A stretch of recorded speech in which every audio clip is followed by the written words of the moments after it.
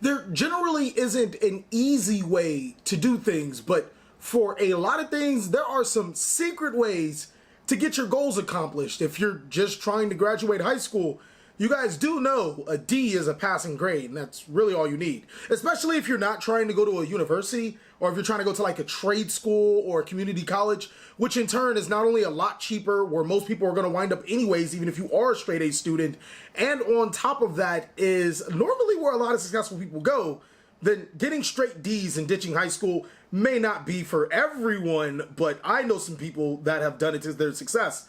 Another good example is buying a car. A lot of people go to a dealership and buy a car, paying all that interest rate and paying everything a month, when a used car does the exact same thing. It gets you from point A to point B. There are so many secret hacks, as if you will, to make yourself or to get an advantage over things in life. And the exact same thing could be applied for Yu-Gi-Oh! These 5 secret techs will really help you in matchups against the opponent, and they don't tend to pay attention because maybe they just don't watch TheCaliEffect, but you are fortunate enough to look at this video and be able to get some information for it, and hopefully it will win you a couple of games. I'm TheCaliEffect, and if you guys want to see more videos like this, then go and destroy that subscribe button. But more importantly, go ahead and that notification bell, because, well, we just too strong. Also want to give a special thanks to every single one of my Patreons. Without you guys, videos like this would not be possible. Also, a mad shout out to our newest Patreon. I hope I am saying your last name right, but I'm just gonna go with K Newcut. I really hope you enjoy your stay at Patreon. Please go ahead and add yourself to that Discord, as well as message me or Jess so we can get you into the top dog section so you can take advantage of all your rewards. Without further ado, I present to you 5 secret texts into this format.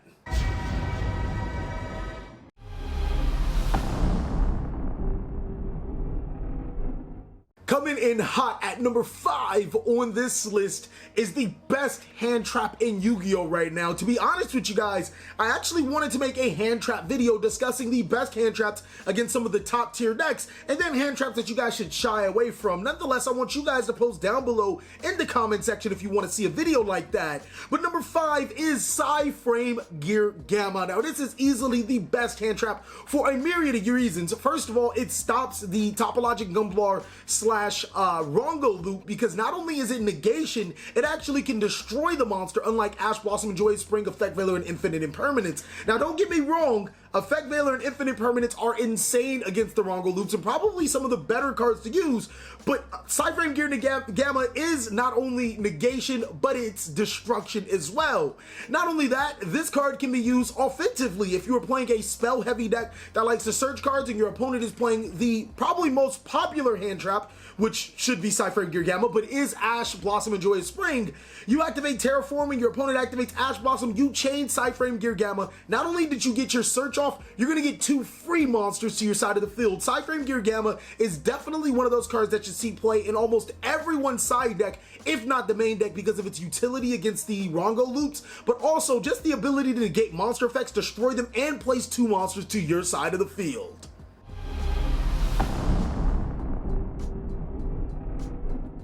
Number 4 on this list is probably one of my favorite anti-meta cards that everyone just sleeps on. Summon Limit is extremely powerful. Its effect reads, neither player can summon more than 2 times in a turn. And I remember in a previous video, I told you guys to watch out for the cards with the least amount of text. Those are normally the cards that could get hit because they're so powerful. And Summon Limit has that Royal Oppression effect. Now, for the people that did not play inside of the 2008 Teleport Dark Arm formats, then you guys probably are wondering, what exactly is Royal Oppression effect? Well, it's pretty simple. The thing is, you set up with your board, your entirely massive board, and then on your opponent's turn, you activate Summon Limit. And seeing that most decks are so summon heavy, the dependence on being able to summon multiple monsters in one turn to break boards, Summon Limit kind of prevents them from playing Yu-Gi-Oh! So you have this massive board on your side of the field, and your opponent can't even counteract to it because you have a card preventing them from playing Yu-Gi-Oh! Similar to Vanity's Emptiness and Royal Oppression, Summon Limit is a card that could prevent your opponent from playing Yu-Gi-Oh! In certain situations. It actually is one of the cards that you guys should be buying, and I might be making that video really soon.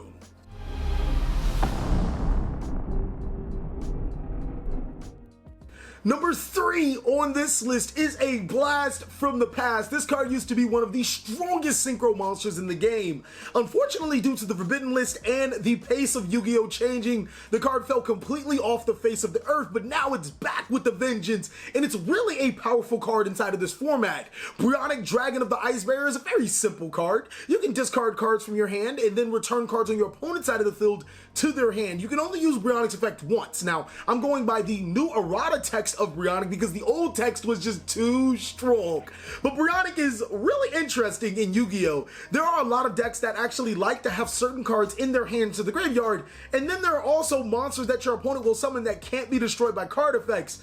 Breanna is literally like the best of both worlds, putting cards from your hand into the graveyard while also getting rid of some of your opponent's problematic threats. The next thing about Breanna is that it's a level 6 monster, meaning that if you guys still are playing cards like Ash Blossom and Joyous Spring and Ghost Bell and Haunted Mansion, which are not bad cards in this format, you pair it up with another level 3 monster, and there you have it. That Ash Blossom and Joyous Spring can now turn into a Breanna, discarding those cards from your hand to the graveyard to bounce cards on your opponent's side of the field. But if you are playing a deck that wants to send certain cards from your deck to your graveyard, you can take it a step further. Since Breanna is a level 6 monster and you so happen to be playing Malicious, or just another way to send another level 6 monster to your graveyard or summon it to your side of the field, you can bring both of those monsters to your side of the field to make Beatrice the Eternal Lady. Breanna just has so many great quantities or qualities running around for it. The ability to remove some non-destruction monsters or monsters that can't be destroyed by card effects or battle, while also discarding cards from your hand, and on top of that being a easy access to Beatrice. I really like Breanna, Dragon of the Ice Barrier in this format. It gets over so many problematic threats.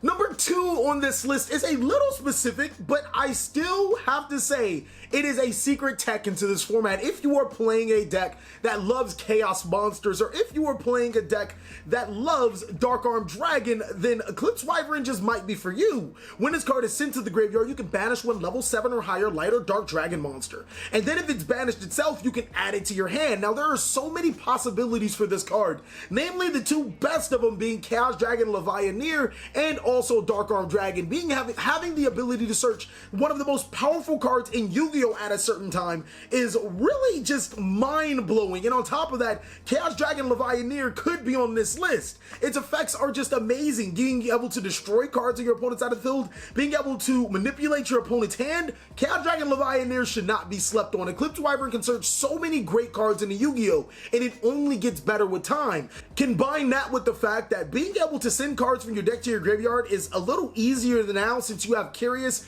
and you have Beatrice, and then on top of that, being able to manipulate your graveyard contents are a lot easier, seeing that links are universal. I really think that Eclipse Wyvern is a card that is slept on heavily.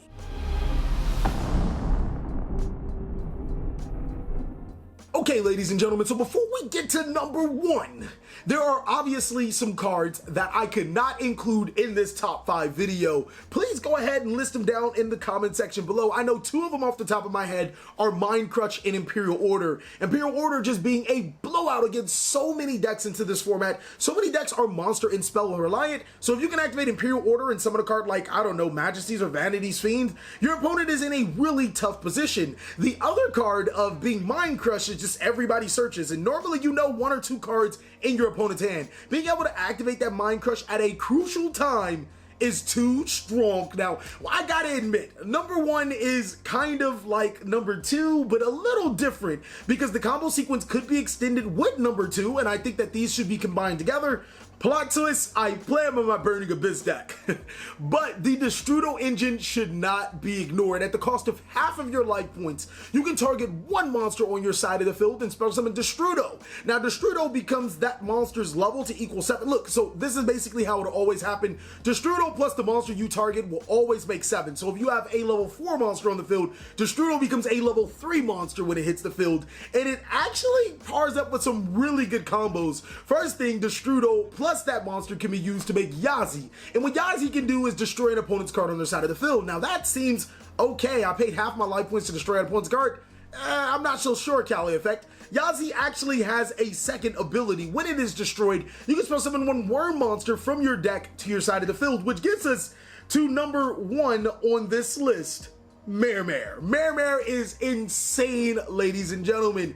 The fact that it can summon itself to the side of the field and bring out 3 other monsters just by reducing its level, if that was ever a cost, gives you link potential for days. I know that drawing Mare might not be the best of cards to draw, but being able to special summon it from your deck to your side of the field from Yazi gives you so many plays. Not only did you get a destruction, you get a monster that can link climb you into a Boral Sword Dragon if used correctly. This card is nothing less of amazing, and again, this whole combo can pair well with number 2, being able to use Eclipse Wyvern to search the Destrudo to target the monster, your Collapse Surfeit to special summon itself to make the Yazi, to destroy an opponent's monster, to get the Mare to go for game. It is insane what this deck can do. Thank you guys so much for watching another segment of the TheCaliEffect.